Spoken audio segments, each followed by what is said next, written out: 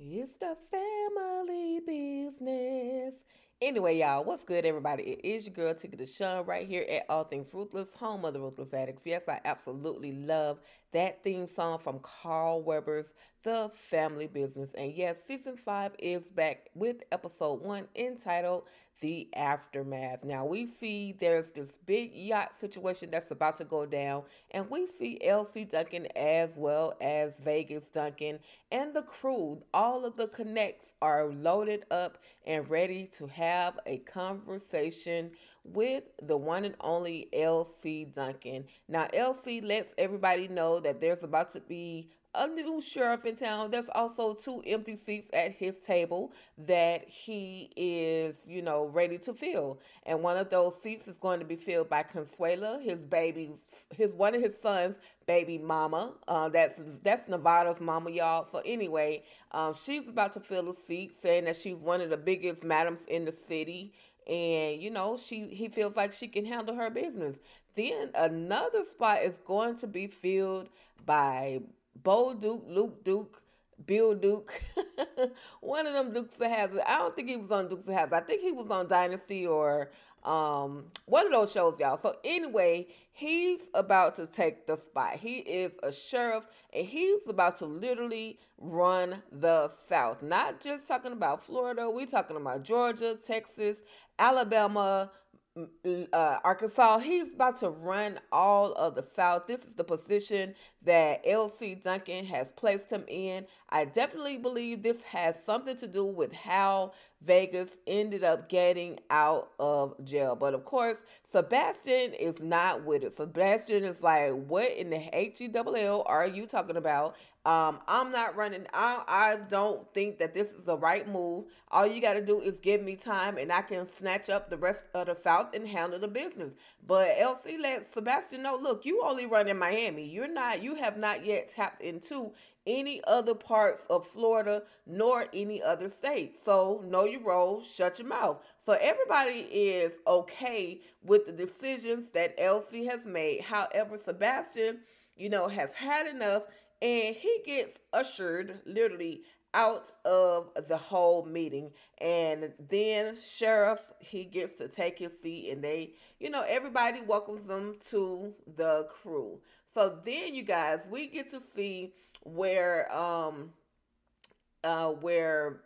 Rio and Chippy have met up with an old friend. They are at the church, probably doing some donations or something. Bad people tend to have to, do a little something good just to, secure their space in heaven, I guess. So anyway, we see the two of them having this conversation with this lady by the name of Di. And Di says, well, maybe I can connect you and my son, basically hook you and my son up together. And Rio is like, what? No, Rio is not with it, because Rio doesn't know. He's not with the whole blind date situation. But that's what Chippy and Di feel like they should do. They should hook their sons up together. You know what I mean? But anyway, Rio and Chippy get into their car, and unfortunately, they end up getting carjacked. Now, Rio was ready to blast, but Chippy was like, we right here at a church. No, we not gonna do this right now. So these two guys, they take Chippy's car, and she's frantic. However, she's not trying to make any moves that's gonna shed any blood. So she calls Vegas as well as London, and they come and pick her up. Now, they're in the car, and they're like, well, what's going on, mom? And let's try to put the GPS on and track down your car, so on and so forth. But then, y'all, we see LoJack, and these two dudes have taken this vehicle over to LoJack. And LoJack is like, walks around, looks at the car, and then he sees the tag that says Chippy. And he describes what Chippy looks like, and the guy is like, which is his cousin or nephew, whatever the case may be. And he says, yeah, that's exactly what the lady looked like who we took the car from. He was like, do you not know you just took a car from one of the biggest drug dealers or one of the biggest gangsters in the city? In this state? Like, do you not know what you just did? You have signed your death certificate, and probably even mine. So he takes the car. They give him the keys because they're thinking they're gonna get some money. But anyway, they give him the keys. He takes the car back to Chippy, and of course, London is ready to swing. She goes ahead, and she's gangster anyway. So she pops him, and he's like, LoJack is like, look, I didn't have anything to do with it. These young boys tried to bring the car to the shop, so on and so forth.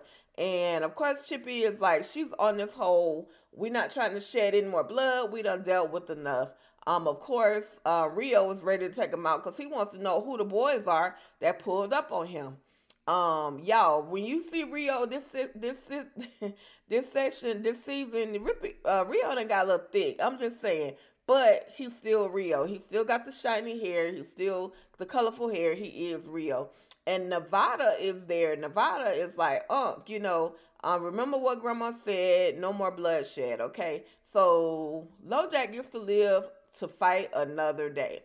So then we're seeing Sonya, and she's putting together this little pretty box because she wants to go and see her man. So she's putting together this little pretty box, which has the sonogram of her and Junior's baby. Okay, so she's going to surprise him by taking him this box, and we get to see where London is preparing for a funeral. She's preparing to get herself together.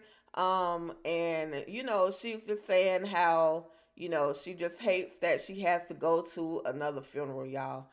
By the way, y'all, my apologies. I keep calling her London, but that's actually Paris. Y'all know Paris was the one that was kicking it with Now. She was supposed to unalive him.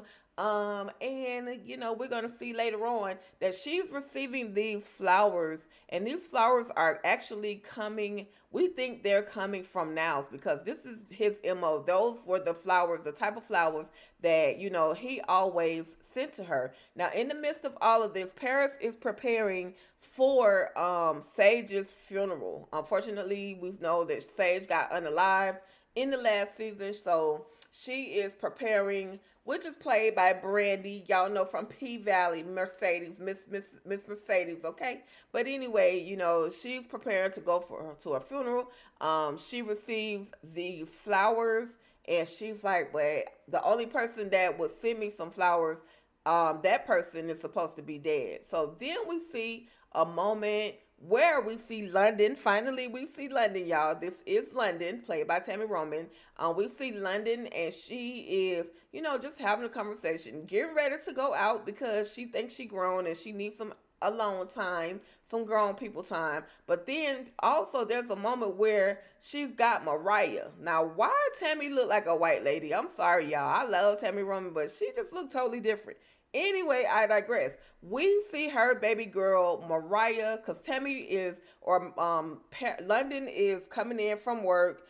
She says she's had a long day. Anyway, Chippy lets her know that your baby girl Mariah has gotten herself suspended from school because she is, she just got into a physical altercation. Now, she got into that physical altercation because she thought that she can get the school to call her daddy. But her daddy, as we know, is nowhere to be found. Nobody knows where Harris is, right?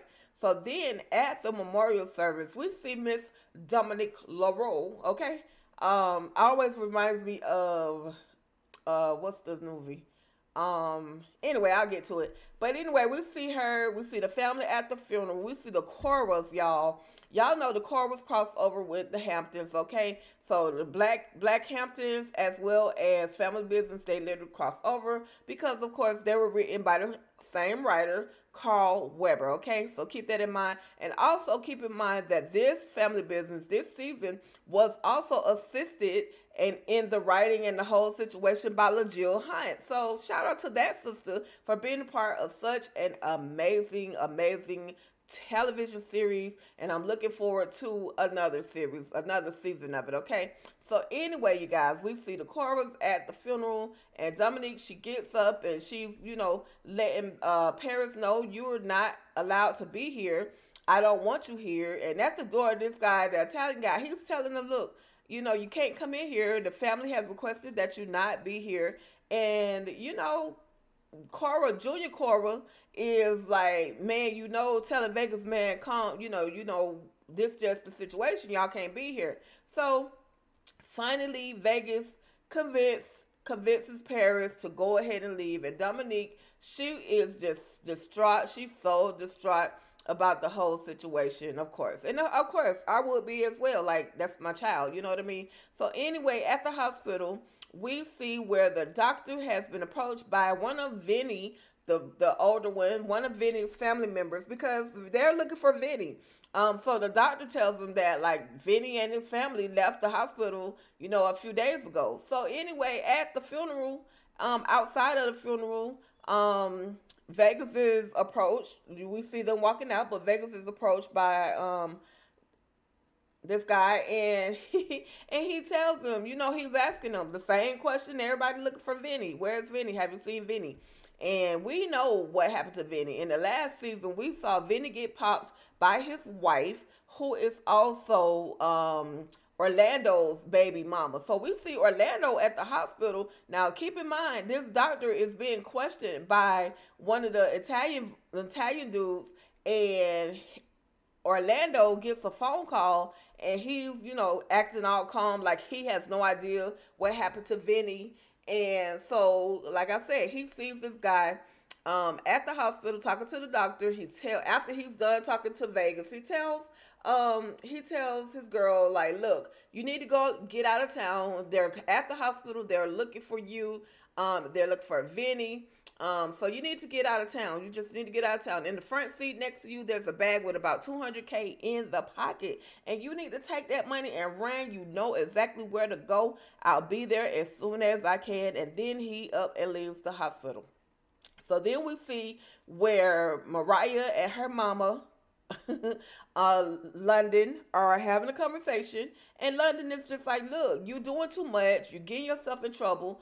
I don't have time for you to, be going back and I don't have time for you to be going back and forth and getting yourself in trouble. I understand, you wanna communicate with your daddy. I understand he's not answering your telephone, but right now, honey, this is just a situation. You stuck with your mama, so deal with it. So then, we're definitely going to see Elsie Duncan, and I told y'all the sheriff. We're going to see them have a little dinner moment, and the guy is telling Elsie that he's got to pay somebody about $5 million to take over, or to be able to take over some territory.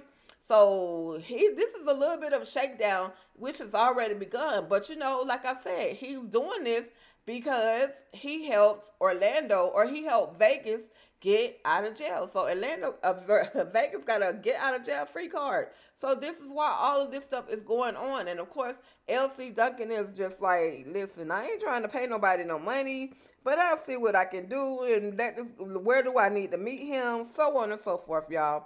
So finally we get to see Sonya, and she has made her way to where Junior is. Junior is distraught, mad disrespectful, and he does not want Sonya to come into the house, and tells her she needs to call first before he just pops up. And the reason why, y'all, is because Junior, and I'm disappointed. I understand, but I'm still disappointed in you, Junior. I thought you were better than this.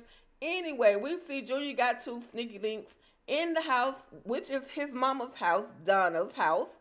He got 2 sneaky links in the crib, and that is why he wouldn't allow Sonya to come into the house, y'all. I thought that was absolutely crazy, but that was the end of the episode for that moment. I definitely got episode 2 that I'm going to give you guys the recap on. The show is good, y'all. If you're not watching